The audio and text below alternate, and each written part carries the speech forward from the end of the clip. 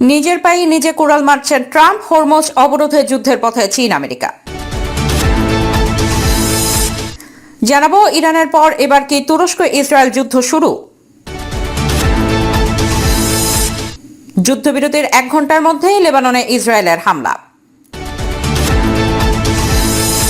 এবং সর্বশেষ জানাবো ইরানের তাড়াকে যেভাবে হরমুজ থেকে পালালো মার্কিন যুদ্ধজাহাজ। দর্শক শুনছিলেন সংবাদ শিরোনাম, এখন জানিয়ে দেব বিস্তারিত সংবাদ। তবে তার আগে অনুরোধ থাকবে এই ভিডিওটিতে একটি লাইক দিন এবং কমেন্ট করে জানিয়ে দিন আপনি কোথা থেকে বা কোন জেলা থেকে আমাদের সংবাদ শুনছেন এবং দেখছেন। নিজের পায়ে নিজে কুড়াল মারছেন ট্রাম্প, হরমুজ অবরোধে যুদ্ধের পথে চীন আমেরিকা।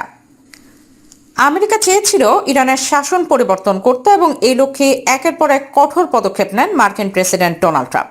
কূটনৈতিক চাপ, অর্থনৈতিক নিষেধাজ্ঞা এবং সামরিক হুমকির মাধ্যমে তেহরানকে কোণঠাসা করার চেষ্টা চলে দীর্ঘদিন ধরে। কিন্তু পরিস্থিতি শেষ পর্যন্ত গড়ায় সরাসরি সংঘাতে এবং বিশ্ব প্রত্যক্ষ করে এক ভয়াবহ রক্তক্ষয়ী উত্তেজনা। জবাবে ইরানও চুপ করে বসে থাকেনি, বরং পাল্টা শক্তি প্রদর্শন করে পুরো মধ্যপ্রাচ্য জুড়ে অস্থিরতা তৈরি করে, যার সবচেয়ে বড় প্রভাব পড়ে বৈশ্বিক বাণিজ্যের অন্যতম গুরুত্বপূর্ণ রুট হরমুজ প্রণালীতে, যেখান দিয়ে বিশ্বের একটি বড় অংশের জ্বালানি পরিবহন হয়ে থাকে।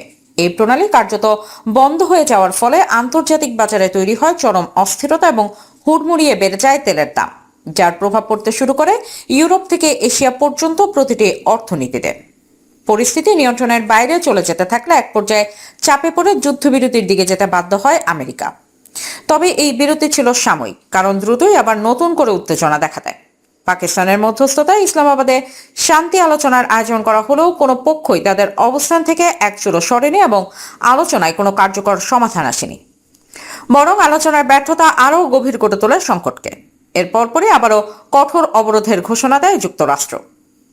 কিন্তু এবার পরিস্থিতি ভিন্ন ছিল, কারণ আগের মতো কোনো শক্তিশালী মিত্রকে পাশে পায়নি ওয়াশিংটন। ফলে আন্তর্জাতিক পর্যায়ে আমেরিকার অবস্থান কিছুটা দুর্বল হয়ে পড়ে। অন্যদিকে যুদ্ধবিধ্বস্ত মধ্যপ্রাচ্যের দেশগুলো আর এই সংঘাত দীর্ঘায়িত হোক তা চায় না, কারণ প্রতিটি আঘাত তাদের অর্থনীতি ও স্থিতিশীলতাকে আরো ধ্বংসের দিকে ঠেলে দিচ্ছে। এদিকে মার্কিন সেন্ট্রাল কমান্ড জানায় যে অবরোধ জারির পর প্রথম 24 ঘন্টায় হরমুজ প্রণালী দিয়ে কোনো জাহাজ চলাচল করেনি, যা বৈশ্বিক বাণিজ্যের জন্য এক ভয়াবহ সংকেত হিসেবে দেখা হচ্ছে। বিশেষজ্ঞরা মনে করছেন এই ধরনের অবরোধ কৌশলগতভাবে আমেরিকার জন্য বড় ধরনের ভুল সিদ্ধান্ত হতে পারে, কারণ এর মাধ্যমে শুধু ইরান নয় বরং পুরো বিশ্ব অর্থনীতি ক্ষতিগ্রস্ত হচ্ছে এবং এর নেতিবাচক প্রভাব শেষ পর্যন্ত আমেরিকার উপরে ফিরে আসতে পারে।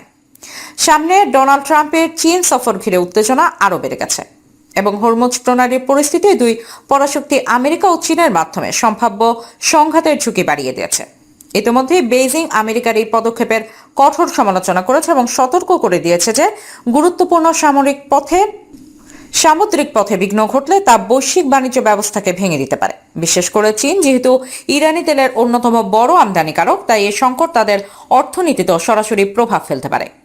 বিশ্লেষকরা বলছেন ওয়াশিংটন হয়তো এই নির্ভরতাকে কাজে লাগিয়ে বেইজিং এর উপর চাপ সৃষ্টি করতে চাইছে, কিন্তু এই ধরনের কৌশল উল্টো প্রতিক্রিয়াও ডেকে আনতে পারে, কারণ চীনও পাল্টা পদক্ষেপ নিতে পারে যা পরিস্থিতিকে আরো জটিল করে তুলবে।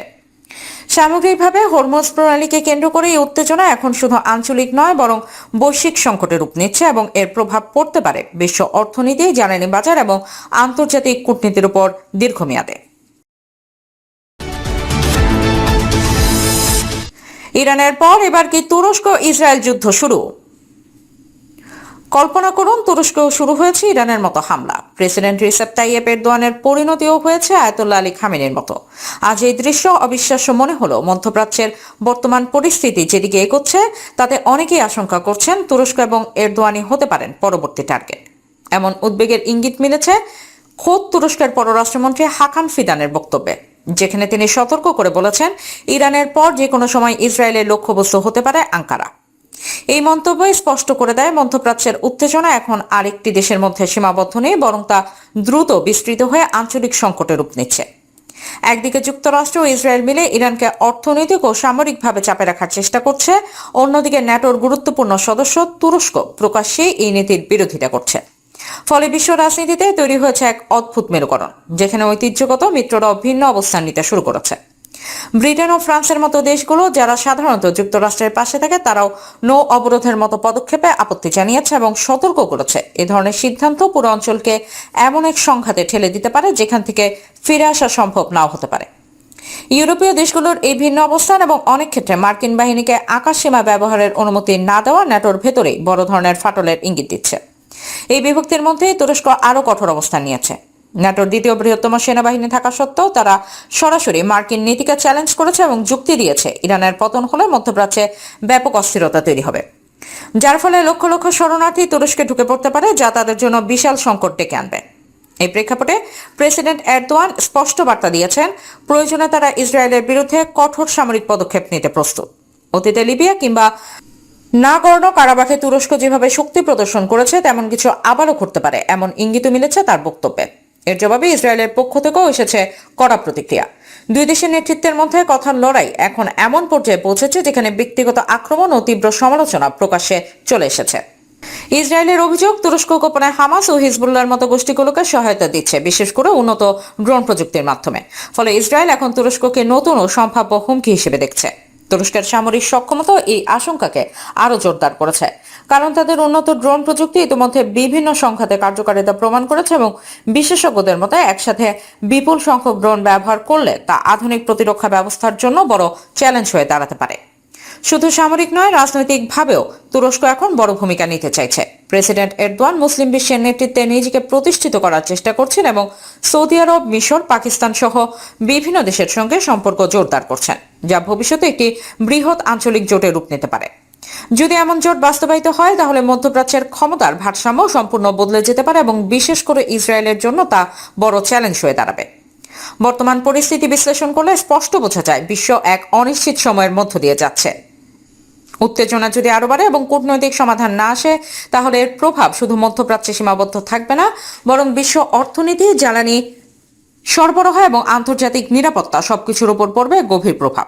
এখন সারা বিশ্বের মানুষ অপেক্ষা করছে শেষ পর্যন্ত কূটনীতি জয়ী হবে নাকি এই উত্তেজনা আরো বড় সংঘাতে রূপ নেবে।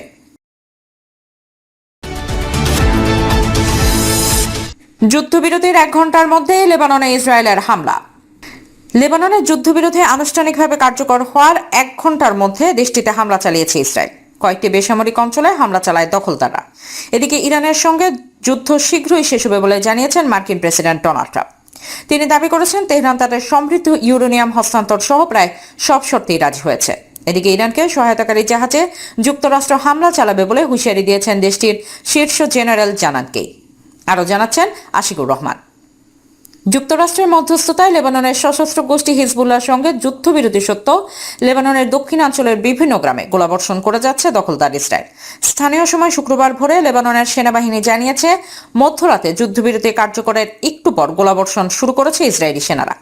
এমন পরিস্থিতিতে দক্ষিণাঞ্চলের সাধারণ মানুষকে সেখানে ফিরে যাওয়ার ক্ষেত্রে অপেক্ষা করতে বলেছে সেনাবাহিনী।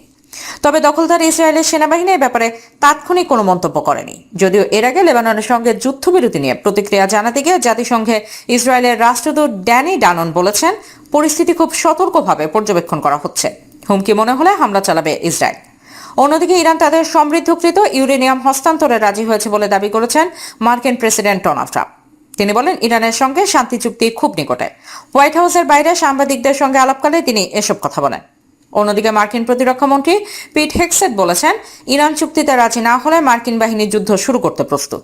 ওয়াশিংটন ডিসিতে এক সম্মেলনে হেগসেট বলেন, ইরান যদি কোনো চুক্তিতে সম্মত না হয় তবে ইরানের বন্দরগুলোতে অবরোধ চালিয়ে যাবে যুক্তরাষ্ট্র।